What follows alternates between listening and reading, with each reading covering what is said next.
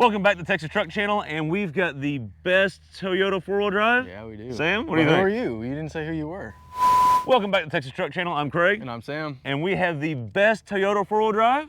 I think we do. I think we'll see. We're gonna get into it. But before we get anywhere or any further, we're gonna do what Brian does and show the people of Monroney. And we've got here Brian. I'm gonna do it again. Sam, we've got a 2025 Toyota Land Cruiser 1958. We'll explain what that means more in a minute. But this is the most important part right here, Sam. J starts with a J. That means it's J-spec. That means it's made where all the other Land Cruisers are made in Hamura, Tokyo, Japan. And look, we get 23 combined miles per gallon. More on that later. Options here. This thing is $56,000, but we get a liftgate light. Sam will talk about the interior. Well, there's a problem with that. We get some carpeted cargo mats, ball mounts, roof rack $1,400, rock rails $990. We'll talk about some of that too. All comes out to, with destination, $62,000. Kind of expensive, but this is the cheapest Land Cruiser you can get. We would probably not get some of those options and keep it closer to 58. But let's talk about why we think this is maybe the best Toyota four-wheel drive ever made, because it isn't any more than $60,000. You can get these Land Cruisers, first editions and all that, up to the high 70s. So you're getting a pretty steep discount here, almost $15,000 to $18,000 off some of those. For years, we argued about, hey, we want a poverty spec Land Cruiser. We've got it. This is a poverty spec Land Cruiser, but you still get a lot of stuff. But let's just start with the front and we'll work our way back. This is one of my favorite things I like, Sam, is the round headlight. You can get it in the 1958 edition, which is the stripped edition, or you can get it in the first edition, which, well, actually no longer available in 2025. The first edition's gone. So, but the other headlights you get are the square ones that are kind of have, you know, 3 square little headlights. Those look good too. Those harken more back to the 60 series. This harkens back more to the 40 series. I like it. I think it's pretty cool. You do get actual fog lights. Brian would be happy about that. He likes a separated, divorced fog light. This is brake check 1, the TTC one. Do you copy? Where are you going to? Okay. You can't. This truck's in the way. Lift it up. Flip it over. Flip it over. Ah, my truck! TTC1. This is brake check 1. Let me have that. TTC1 calling in. What you got? Yo, Henry and I are here on the scene, ready to film. We're supposed to be filming today. Where are you? What are you doing? Reed and I are doing some automotive research. We'll be right there. Research. Okay. Oh, well, Reed, we gotta go down the hatch.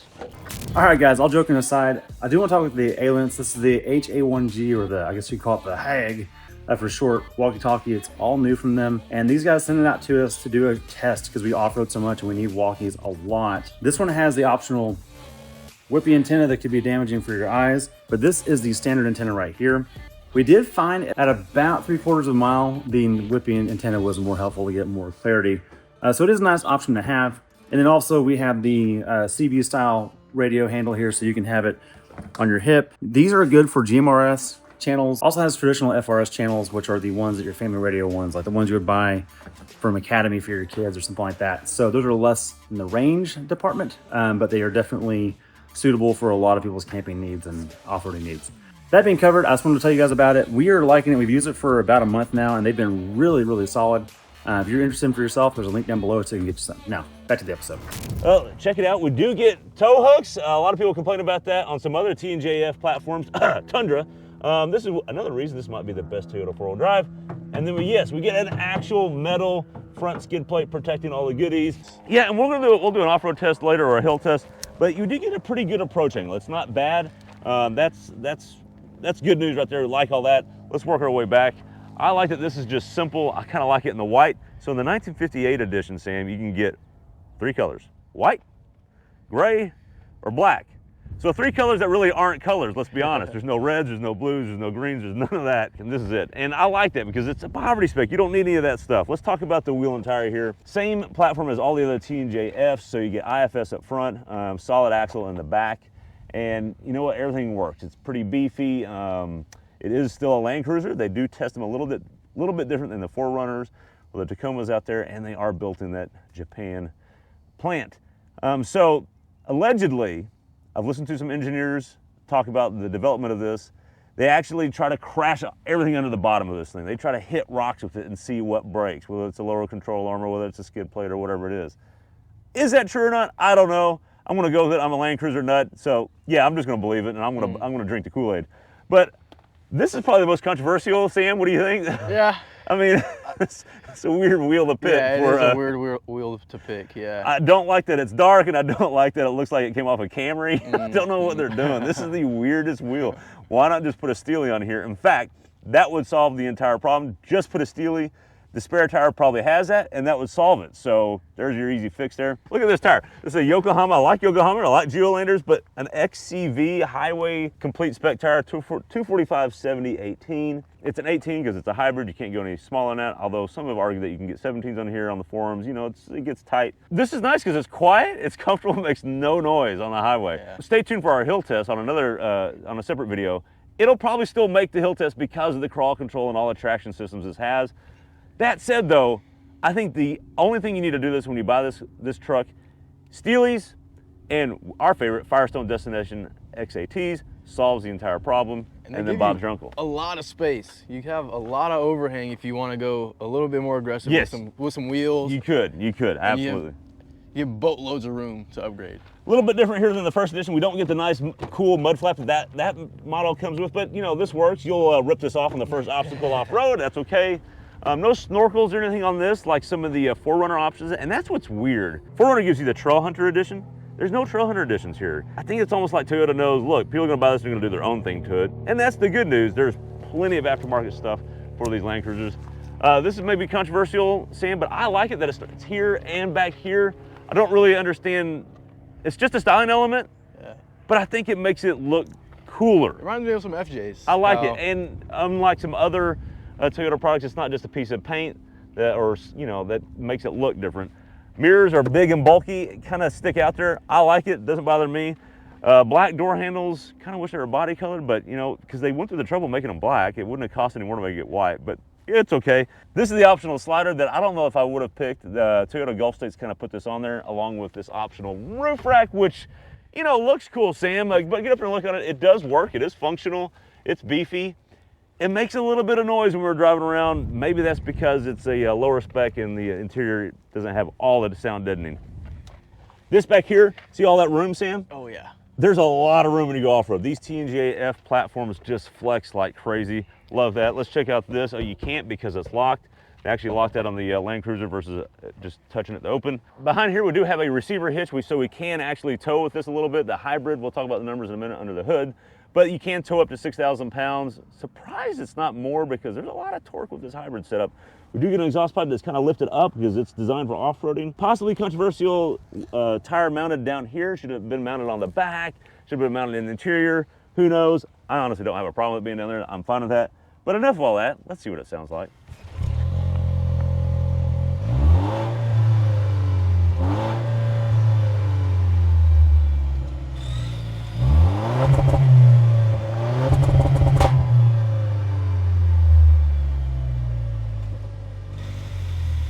Okay, Sam, not a whole lot up there. Anything back here? Actually, it kind of popped. Did it? Popped. Yeah, it sounds okay. It sounds like a 4-cylinder, right? But okay, it kind of popped. It gave me a little crackle. Let's talk about that 4-cylinder. Time to check out under the hood. Let's see what this bad boy's making. Arguably, you could say and claim. Oh, I'm doing the Brian thing. Oh, it's not power assisted. That's okay. We got a little lift here, and we're going to prop the rod. We only get one option here in the Tacoma and the 4Runner. We get two options. It's low and a little bit not low, but this one's actually pretty good. This is the best part about this is you don't hear the thrashy 4-cylinder because, Sam, this is the T24A, which is the same 4-cylinder we're going to get in everything that Toyota makes these days, in the Tacomas and the 4Runners and a bunch of other products. It's a fine motor. It just doesn't sound real refined, and fortunately this solves that problem. Not bad, right? Yeah, not bad. So that solves a lot of problems.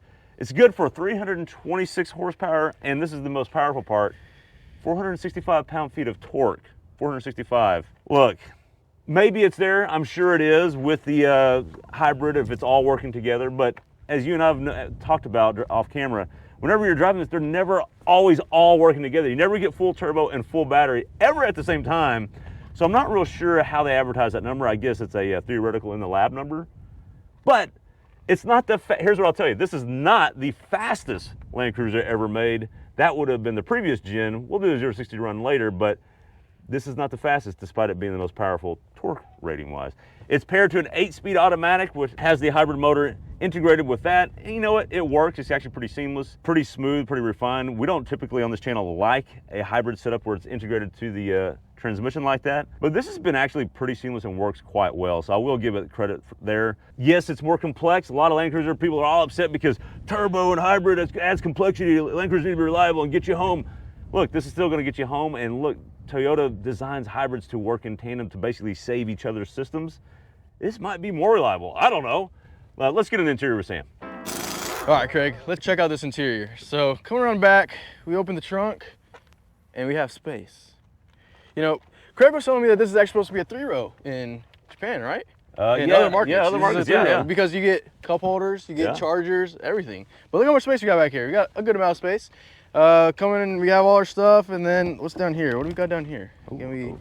Oh, just a little cubby, okay. We get a nice charger, right? So if you are doing some overland stuff, this is good enough to probably power a fridge.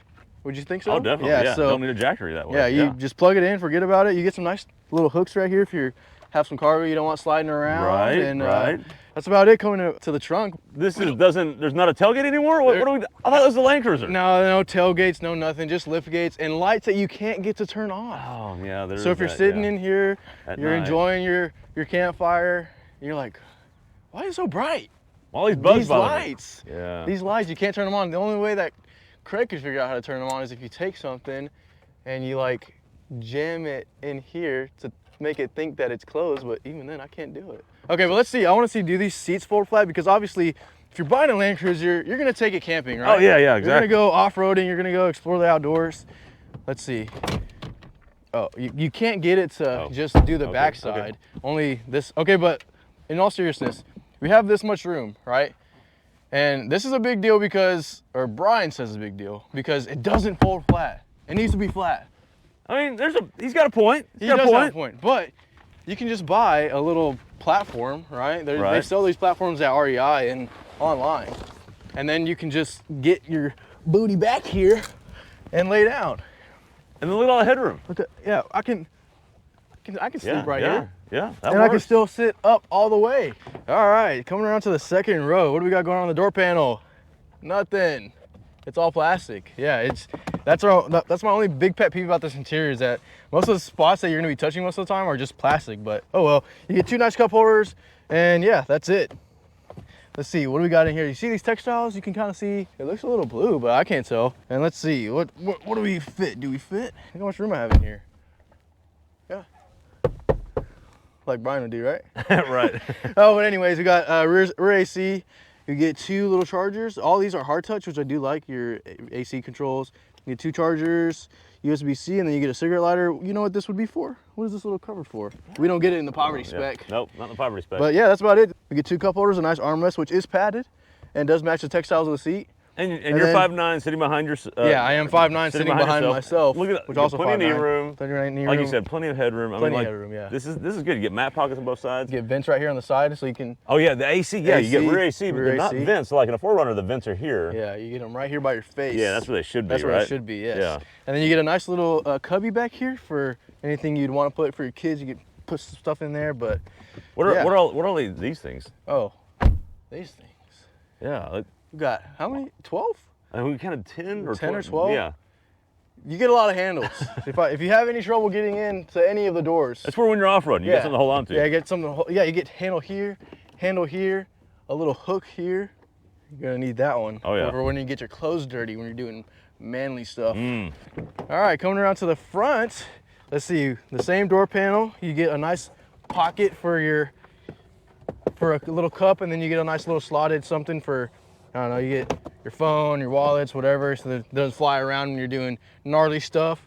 And it's not bad. Yeah, it's just hard. Yeah, it's just hard. Yeah. All right, but looking around, we get a nice same textile as the back rear seat, and then if you look on the door seal, the Toyota emblem actually lights up, so you can see where to step, which is kind of controversial. This is not a step on the side. You gotta clear this to get into the car, which doesn't really bother me, but if you're a little shorter and you need a step, it will bother you.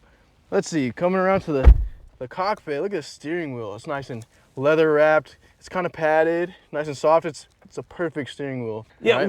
weird that that's padded and nothing here. Why could I not? That is kind of weird. They You're could right. just put this Yeah, right here. Yeah, you're and right. it'd be That'd be perfect. nice. But oh well, doesn't matter.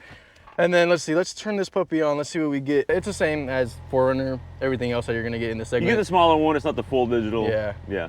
Yeah, you get your actual everything. Right. It's nothing fancy. But yeah, we don't get an auto stop start button in here. Which Because it's hybrid. It's hybrid, yeah. It's not gonna, you don't get the option to do that. But yeah, you get your auto beams. What is that? Your rear collision monitors for when you're backing up. You get a button for, is that for that's for the plug in the back?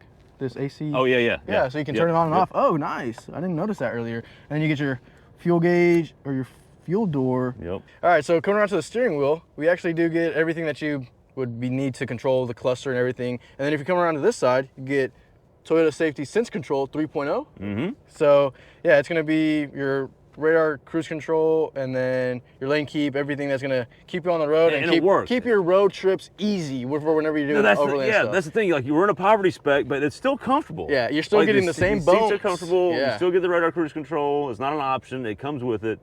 And then you also get more options down here. Yeah, you do. There's nothing in the screen that's going to control any off-road modes. They're all going to be right here. So the main two are going to be your center locker and then your rear locker. Center locker, I mean, it's just basically to go into four-wheel drive. It's basically go from 4 auto to 4 high. Yeah, yeah, exactly. Yeah. And then your rear locker, and then let's see, you get your downward assist control or crawl control, and then just some other drive mode stuff. And then right here, you can actually just make it go into sport or normal eco mode. But we get our 3 modes, which we don't really need anything more because all it's doing is changing throttle mapping. Yeah, but you do get your tow mode down here, which is nice. I like that it's a separate button too, because in Fords, it's in the menu, and you got to constantly toggle to the right one. Like, I just want a button when I'm tow haul. just a button right there. And then you can also change how your brakes are. You get trailer brakes in here. Good point. Yeah. And why does that matter? From here, we have electric from under 5,000 pounds, and then we have electric over hydraulic for under 5,000 pounds, and then we also get electric braking for over 5,000 pounds. So in here, you can change what braking type you're going to use, right? So right now, we're just using electronic braking, but if we went to electronic over hydraulic, there would be no like little jerks at the back, or when you're coming to a stop and you have your foot slightly on the brake pedal, it's not gonna you kind of feel it like surge a little. Yeah, exactly.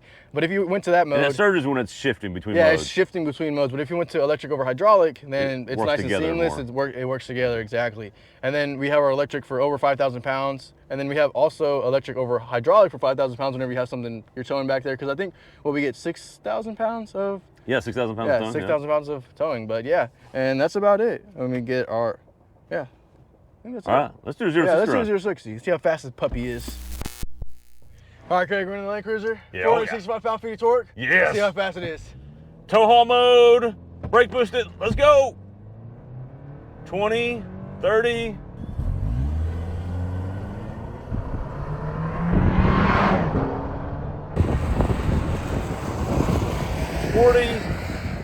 Making some noise, and 60. Oh. In how much with you in the car? 8.69. Ooh. Yeah. 8.69 with you in the car, but I did in the best mode. I'm gonna go ahead and tell you the best mode was, it seemed to do best in tow haul. Sport was pretty good too, but tow haul seemed to be even a little more aggressive, especially initially off the line. So I think to your point, I think that's right. The best we got without you in the car was 7.9. Okay. Which car and driver got 7.8, so that's kind of right in the ballpark. It's 56 degrees today, it's not too hot. Yeah. Although the times seem to be getting worse as we're going on, which is how these things usually go. Yeah. That's normal. I will say the 200 series got 0 to 60 in about 7 flat. So it is a little disappointing that this newer Land Cruiser with 465 quote-unquote pound-feet of torque is 8.8 seconds, almost a full second slower than the previous generation that was really heavy truck. Yeah, but we still cracked 8 though. I mean, yeah, cracking 8. Yeah, we still cracked 8. I say all that, that's not slow. Yeah, it's not This slow. is fine. The problem though is there's a twin in its family, the GX550, and it has the 3.4 twin turbo V6, and that rips. Yeah. I mean, that's a problem. Yeah, it is. Right? Yeah, it is, yeah. Why can't we just get that in this? Hey, we were talking about earlier, hey, they have to pick cars in the segment that have to be better out of the tailpipe, right? Yeah. So, and this is one of them. And look, we aren't engineers that are able to figure this stuff out, and we leave it up to the professionals, and they know what they're doing. And so this just happened to be a car that got hybrid instead of a twin turbo V6, which And I'm glad you said it, because in the United States, we only get this hybrid option. Yeah. We don't get the diesel or the non-hybrid option because of the emissions standards they have in this country. It's tight.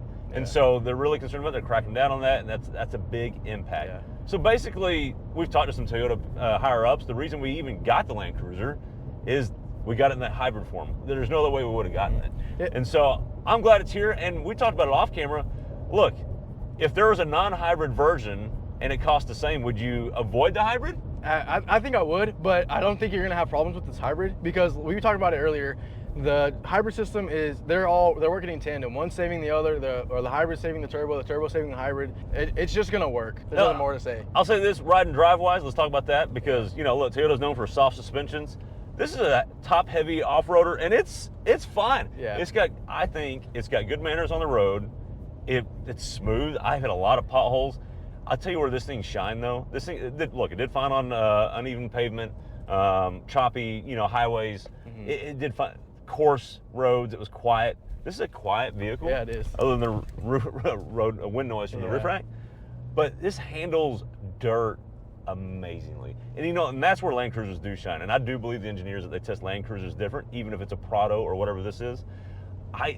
It shined on dirt. It was smooth as crap, even on washboard roads, Sam. It was unbelievable. This would be a great and phenomenal Overlander because I think the engineers know what people are going to do with this, and it's great at that. Yeah, we were talking about it. You get a rear locker in this, you don't need to get an option, because they know what you're going to get into when you buy one of these, and so you don't need to get an off-road option. No, it's standard. Right, good point, because at 4Runner you get all the trims. You can get off-road or TRD Pro or Trail Hunter. Exactly. This is just, you get Land Cruiser base or premium spec, basically is what you get, because Land Cruiser already comes with all that. Yeah, you're getting the same bones no matter what trim you pick.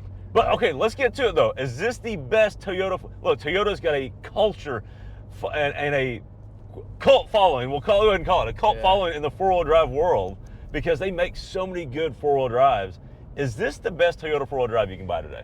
I'm gonna say, I'm not gonna say, I don't know about today. I'm talking about today. Today in the Toyota lineup. In the Toyota lineup. This is the best one you can buy. I'm gonna tell you why, because you can see everything. Yeah, good sight lines. You got good sight line over the hood. You can see what's going on beside the car, and you don't feel cluttered. You don't feel like you're claustrophobic in here. In the 4Runner, I feel a little crammed because there's so much stuff going on. The console just feels huge, but it's the same thing. It's all the same. It's just the way that this is packaged. It's packaged so good. Tall roof. You get a tall roof. You don't feel like the walls are closing in on you, right? All the off-road goodies. Exactly, everything. Yeah, you get center rear locker, which honestly you probably won't need the rear locker, because this Flex is so good. You're gonna have wheels on the ground almost all the time. It doesn't matter. I mean, if Flex is good, you're gonna do good off-road, and I think this is the best one that you can buy into Atlanta right now. And Sam, I would say you are absolutely correct. This is the best Toyota four-wheel drive you can buy. I'm also a Land Cruiser nut, and so I'm a little biased. So I was curious what you would say. Yeah. Everybody knew I was going to say that. Brian made fun of me. Everyone's made fun of me. Yeah, I don't know if Toyota's getting this one back. In fact, this particular trim I think is the best Toyota you can buy, because it starts losing the value deal once you start going up in trim in the Land Cruisers. It just gets real expensive, and some other options come into play. Yeah, I mean, this is perfect, I think. And we talked about it earlier that this is about $5,000 more than you'd pay for a 4Runner TRD off-road. Yeah. And I think I would pay the $5,000 more just to get the way that I feel about the interior, get the good sidelines, get the rear locker as a standard. You're getting way more room. I think it's just a no-brainer. And it's but $5,000 cheaper than a Trail Hunter or TRD Pro. So I think this is the sweet spot of Toyota four-wheel drive. With that, thanks for watching. Be sure to like and subscribe, and leave a comment below about how much better we are than Brian. That's what we really want to hear. Thanks for watching.